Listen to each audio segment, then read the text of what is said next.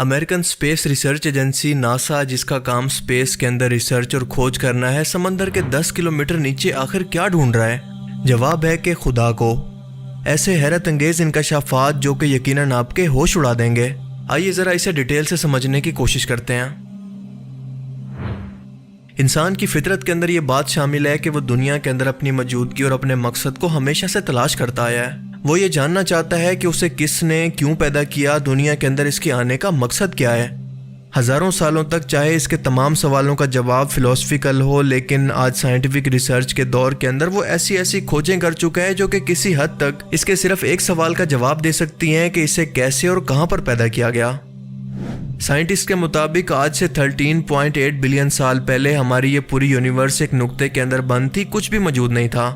یہ تمام یونیورس، اس کا میٹر اسی ایک نقطے کے اندر موجود تھا، ٹائم کا تصور تک موجود نہیں تھا، لیکن اچانک سے اس نقطے کے اندر کہیں سے اتنی شدید انرجی پیدا ہوئی جس نے اب تک کا سب سے بڑا دھماکہ کیا، جسے سائنس کی زبان کے اندر بگ بینگ کہتے ہیں،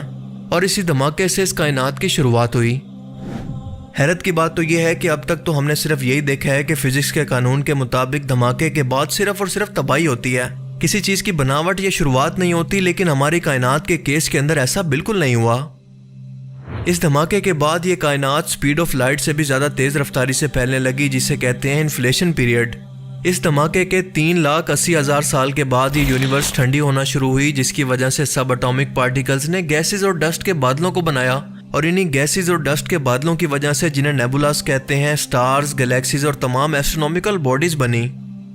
سائنٹسٹ کو آج تک اس سوال کا جواب نہیں ملا کہ آخر اس نقطے کے اندر اتنی انرجی اچانک سے آئی کہاں سے، جس نے اس کائنات، وقت اور ہر ایک چیز جو کہ کائنات کے اندر موجود ہے، اس کی شروعات کی۔ اگر کوئی خدا جیسی ہستی اس کے لیے رسپانسیبل ہے تو ہم اس کو کنفرم کیسے کریں؟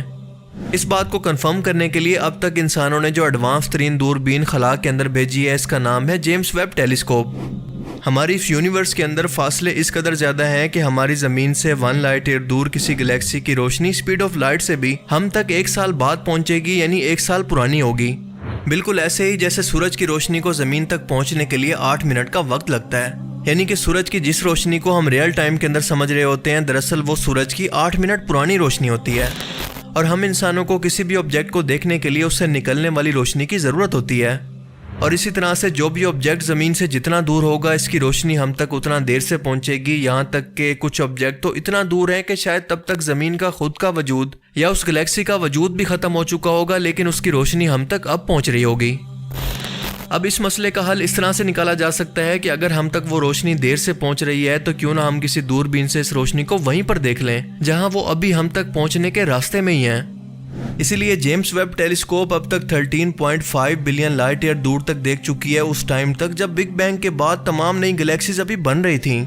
انفرا ریڈ لائٹ اور کاسمک بیک گراؤنڈ ریڈیشن کی مدد سے ہم کائنات کے شروعاتی دور کو دیکھ پائے ہیں،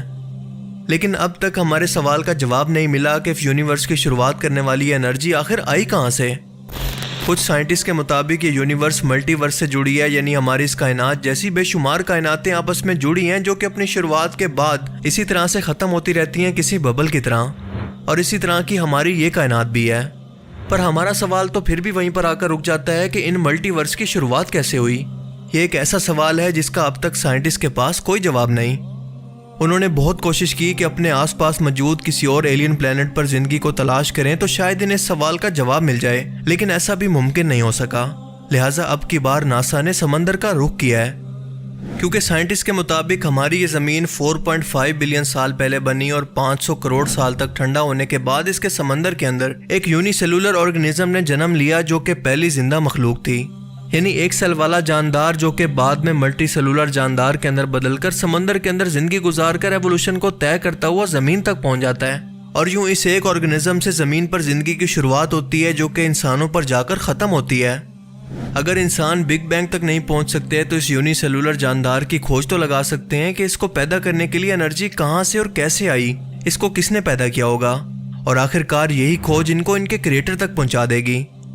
کیونکہ سائنس کے اندر یہ ناممکنات میں سے ہے کہ کسی بے جان چیز سے ایک جاندار چیز پیدا ہو جائے۔ مثال کے طور پر ایک لکڑی، لوہا یا صرف پانی کبھی بھی ایک زندہ جاندار کو پیدا نہیں کر سکتے۔ یقیناً اس کے لیے کوئی ماحول بنایا گیا ہوگا، کوئی انرجی کہیں سے بھیجی گئی تھی جس نے یہ سب کچھ شروع کیا۔ مثال کے طور پر اگر ہم چائے بنانا چاہتے ہیں تو پتی، دودھ اور چینی کو ایک ساتھ رکھ کر چائے بننے کا انتظار نہیں کر سکتے. ہمیں ان تمام چیزوں کو آپس میں ملانے کے لیے کسی لیکوڈ کی ضرورت ہوتی ہے جو کہ انہیں آپس کے اندر جوڑ کر رکھے، اور یہ کام کرتا ہے پانی.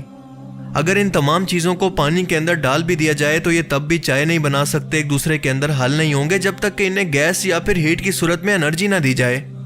جو ان تمام چیزوں کو آپس میں ایک خاص ٹیمپریچر پر گرم کر کے آپس میں مکس کر دے گی، اور اس کا ریزلٹ یعنی ایک نئی چیز بن کر تیار ہوگی جس کا نام ہوگا چائے. سائنٹسٹ آج یہ مانتے ہیں کہ سمندر کی تہہ کے اندر یونی سیلولر جاندار کو پیدا کرنے کے لیے تمام ایلیمنٹس، مثال کے طور پر water, hydrogen, methane, ammonia, carbon dioxide, nitrogen, phosphorus, sulphur, iron, magnesium, calcium, potassium, organic molecules مثلاً امائنو ایسڈز، نیوکلیوٹائڈز اور لپڈز وغیرہ سب کچھ موجود تھا. ان سب چیزوں کو آپس کے اندر چائے کی طرح حل کرنے کے لیے پانی بھی موجود تھا، لیکن اب تک اس سوال کا جواب نہیں ملا کہ انہیں ہیٹ انرجی کس نے دی کہ یہ سب چیزیں آپس کے اندر پانی میں مل کر ایک خاص ٹیمپریچر پر ایک زندہ جاندار کو بنا دیتی ہیں. لہٰذا ناسا کے سائنٹسٹ سمندر کے اندر 10 کلومیٹر نیچے اسی انرجی کے راز کو یا پھر خدا کو تلاش کرنے کی کوشش کر رہے ہیں جہاں پر اس زندگی کی شروعات ہوئی، جسے پروجیکٹ نیمو کا نام دیا گیا ہے. امریکی ریاست فلوریڈا سے کچھ ہی دور سمندر کی 20 میٹر گہرائی کے اندر ناسا نے دنیا کا اکلوتا ایک ریسرچ اسٹیشن بنایا ہے جس کا نام ہے ایکویریس ریف بیس، جہاں ہر سال 5 سے 6 ناسا کے ریسرچر کھوج کے لیے یہاں پر بھیجے جاتے ہیں، جو کہ اورفس نام کی ایک وہیکل کے اندر بیٹھ کر یہاں پر سمندر کی گہرائی میں مختلف قسم کے سیمپل اکٹھے کرتے ہیں. کیونکہ آج سائنٹسٹ سمندر کے 5% حصے کے بارے میں بھی ٹھیک سے نہیں جانتے کہ یہاں پر کیا کچھ موجود ہو سکتا ہے. 90% سمندری مخلوقات سمندر کے اوپری حصے کے اندر رہتی ہیں جہاں پر سورج کی روشنی پہنچ سکتی ہے، اور اس کے ہر 10 میٹر گہرائی کے اندر پانی کا پریشر 1 ایٹماسفیئر تک بڑھنے لگتا ہے. 1 ایٹماسفیئر کا مطلب ہے اتنا پریشر جتنا ہمارا جسم زمین پر محسوس کرتا ہے. جیسے جیسے آپ نیچے کی طرف جائیں وہاں پر سورج کی روشنی ختم ہونے لگتی ہے، یہاں تک کہ گھپ اندھیرا ہو جاتا ہے. اندھیرے کے سوا یہاں پر کچھ بھی نظر نہیں آتا. لیکن سوال یہ ہے کہ اس گہرائی کے اندر بھی جہاں پر سورج کی روشنی بھی نہیں پہنچ سکتی اور اسے ہیڈل زون کہتے ہیں، یونی سیلولر جاندار تک سورج کی روشنی کیسے پہنچی؟ اس کا جواب ہے کہ تمام زندہ جانداروں کو انرجی کی ضرورت ہوتی ہے، نہ کہ روشنی کی. سورج کی روشنی بھی دراصل انرجی کا ذریعہ ہے، اور سورج کے علاوہ ایک اور انرجی سورس ہے جو کہ اس کیمیکل ریئیکشن تک پہنچا ہوگا، اور وہ ہے انڈر گراؤنڈ والکینوز یا under water volcanoes. Hydel zone کے اندر موجود آتش فشاں پہاڑ جن سے نکلنے والا لاوا اور انرجی 400 ڈگری سیلسیس تک پہنچ جاتی ہے، یعنی کسی میٹل کو بھی پگھلا دے. سائنٹسٹ کے مطابق اسی لاوا کی ہیٹ کے اندر بوائلنگ واٹر کے اندر یونی سیلولر جاندار اور اس کے بعد وائرس اور بیکٹیریا کا جنم ہوا، جو کہ بعد میں لاکھوں کروڑوں سال کے بعد ایک ملٹی سیلولر جاندار کے اندر بدل گئے. اور سائنٹسٹ اسی چیز کے ثبوت ڈھونڈ رہے ہیں کہ اسے لیب میں دوبارہ سے اسی طرح سے بنا سکیں جیسے یہ پروسیس پہلے بھی ہو چکا ہے. وہ اب چاہتے ہیں کہ خود سے اب ایک بے جان چیز سے جاندار چیز کو لیبارٹری کے اندر تخلیق کریں اور اس خدائی طاقت کو حاصل کر لیں، وہ خدائی طاقت جسے ہمیشہ سے انسان نے خدا جیسی ہستی سے جوڑتا آیا ہے.